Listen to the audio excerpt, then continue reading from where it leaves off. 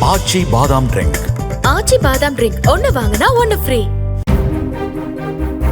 தூத்துக்குடி மாவட்டத்தில் பருவம் தவறி பெய்த மழையால் உப்பளப்பாத்திகளில் தண்ணீர் தேங்கி உற்பத்தி பாதிக்கப்பட்டு விலை உயர்ந்துள்ளதாக உற்பத்தியாளர்கள் தெரிவித்துள்ளனர். கடந்த மாதங்களில் ஒரு டன் 2500 ரூபாய் முதல் 3000 ரூபாய் வரை விற்பனையான உப்பு தற்போது டன் 5000 ரூபாய் வரை விற்பனையாவதாகவும் தகவல் வெளியாகியுள்ளது.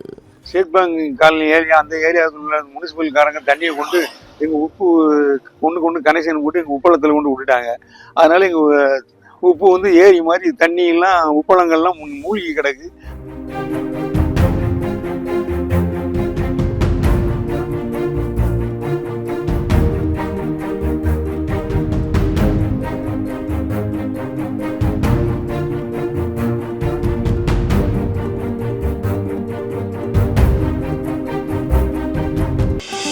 ஆச்சி பாதாம் ட்ரிங்க். ஆச்சி பாதாம் ட்ரிங்க் ஒன்னு வாங்கினா ஒன்னு ஃப்ரீ.